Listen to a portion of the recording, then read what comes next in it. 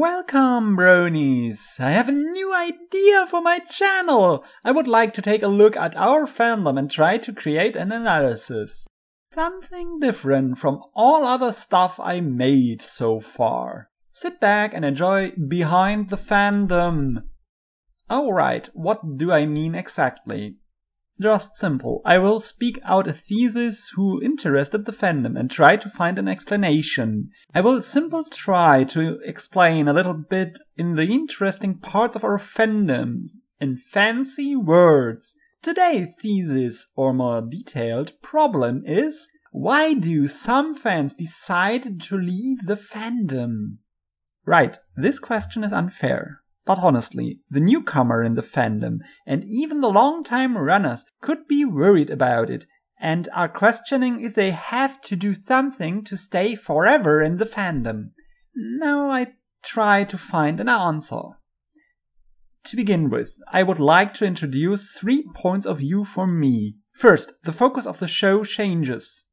Alright, this sounds a little bit strange, isn't it? Simply, the themes of the seasons differ, and the later seasons are different in their appeal than the first ones. Especially in the last 3 seasons, it is quite eye-catching, but for me, the 5th season is the best example for it. It handles many good character moments, which are deeper than we've expected for a kids' show. Amending fans. That was only the first time I ever put myself out there, and then you didn't even bother to show up. Then you left town without saying goodbye. Even though we were supposed to be friends. I was humiliated. I felt like I wasn't important. I never... And thanks for the memories, for example.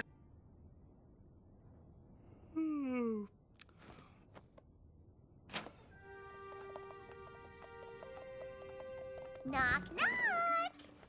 How are you feeling, Rainbow Dash? Whatever. The poor thing looks so sad. Showed us the best way that drama and fear for loss can do for any characters. The tension in these scenes are the best I have ever witnessed in the whole seasons. Even many of the other episodes are... Sorry, this is so much good episodes for my review side of personality. To answer the question simply, yes, it could be that people who loved the show in the first few seasons are changing their opinions only because of the changes. So they are big or even small. So they don't like the direction in which the latest seasons have developed, but they are standing through the older seasons and are losing touch right now. But this means that they are like this fellow pony here. They stayed true to the fandom but are losing connection to the direction of the show. So they are not really leaving the fandom, right? Our first step to stay in the fandom and be current to the show is that we have identified the changes in the storytelling of the show and stay excited for it, even if the changes are a little bit odd. The second point of view is oriented to the bronies themselves. If you don't have any kind interests who are beside the fact that the show is something new or just cool, you won't stay in the fandom for long. Honestly, we bronies know the 3 types of the fandom, of course. The hipster, the moderate, and finally the creative. But do you know the 4th bunch of brony? Right, the one who are very special for our fandom. The reviewer and blind reactor. We have a giant scene in our subculture which are reviewing and analyzing the themes and the episodes. But this is overcrowded from all of our blind reactor. Oh, I'm a little bit distracted right now. The thesis which I set in focus is that if the investment of time by creative work is the one thing that let you stay in the fandom. Unfortunately, we have found a quick answer to this, and this is no. It isn't any kind of guarantee for the staying in the fandom. For example, I point out the many fanfiction authors who are trying and quickly losing their delight and shutting down their story after a few chapters. And a few musicians and animators have left too. So, a deeper investment into the fandom isn't a guarantee to stay in the fandom. But one thing could be. The thing what I actually do right now. Reviews and analysis. Right, besides the usual suspects and famous ones, there are hundreds or even thousands of Brony's reviewer and analysts outside. And no, I can't follow any one of them. I believe the famous ones are well known by all of the Bronies. Silverquill, Dr. Wolf, Firebrand, KP, and so on. Partly they are present a long time in the fandom. What could be lead that their kind of investment in the show is the key to stay in the fandom. But what do they do exactly? First, they are explaining and searching deeper meanings and themes in the show and try to explain their feelings and thoughts about it. They are spending much time to link up their experiences and interpretation with My Little Pony and creating new point of views. Shorter, they are spending time for the show. The second reason why we don't leave the fandom is expenditure of time. Like many times, the statement, "who is only irrigated by something lose shortly the investment for this new thing," should be correct. The third point of view have nothing to do with the content of the show or with the investment into it.